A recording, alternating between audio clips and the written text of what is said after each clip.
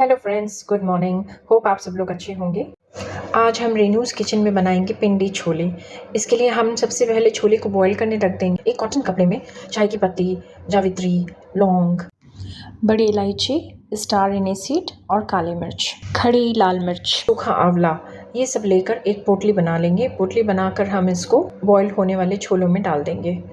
यहाँ पर छोले हमने सॉल्ट और हल्दी के साथ बॉईल किए हैं। एक दूसरे पैन में हमने ऑयल लिया है। ऑयल में जीरा डाला, करी पत्ता डाला और उसको थोड़ा चटकने देंगे।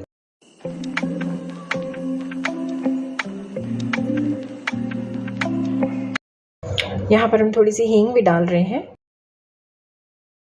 हींग डालने के बाद जो टोमेटो, कैरेट, जिंजर, हरी मिर्ची को पीस के एक प्योरी बनाकर को यहाँ पर यूज़ कर रहे हैं और उसको पकने डाल देंगे। जैसे ही हम उसको गैस पर डालेंगे उसी टाइम हम उसमें नमक और हल्दी भी डाल देंगे। कोरिएंडर पाउडर, लाल मिर्च, जितने भी हमारे बेसिक मसाले हैं वो हम सब डाल देंगे और टमाटर के मसाले को अच्छी तरह से चलाएंगे। यहाँ पर अगर आपके पास कोई चना मसाला पाउडर हो या छोले मसाला पाउडर हो, रेडी मसाले जो रेडीमेड मसालों के पैकेट्स आते हैं उनमें से अगर आपके पास कुछ है तो आप उसको यहाँ पर डाल सकते हैं। थोड़ा सा मैंगो पाउडर या चाट मसाला भी डाल दें और उस टमाटर की ग्रेवी को पकने दें। अब दूसरी तरफ हमारे छोलों में 4 से 5 सीटियां बच चुकी हैं। प्रेशर कुकर को खोल के सबसे पहले उसकी पोटली को बाहर निकाल दें। और जो टमाटर का मसाला हमारा अलग से पक रहा है उसमें थोड़े से छोले, 2 टेबल स्पून छोलों को उठाकर उसमें डाल देंगे और उनको अच्छी तरह से मैश करेंगे टमाटर के मसाले के साथ ही। जब हमें लगे कि वो अच्छी तरह से मैश हो गया है और मसाले के संग इनकॉर्पोरेट हो गया है, उस टाइम हम इसको बॉयल हुए छोलों में मिक्स करेंगे और उनको एक साथ अच्छी तरह से गैस जलाकर भूनेंगे। हमने यहाँ पर पानी नहीं लिया है, छोलों का पानी हमने पहले ही अलग करके निकाल लिया है।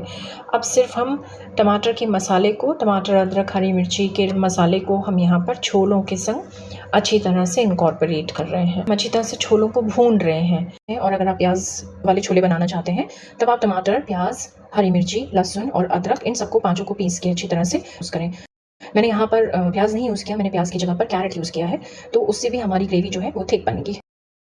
सब कुछ अच्छी तरह से मिल गया है तो थोड़ा हरा धनिया डालकर उसको और अच्छी तरह से पकाएं। हरे धनिया का फ्लेवर से एक अलग ही टेस्ट आता है।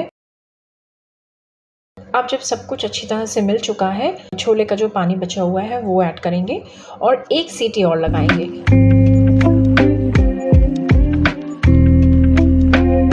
एक सीटी के बाद हमारे छोले बनकर रेडी हो गए हैं।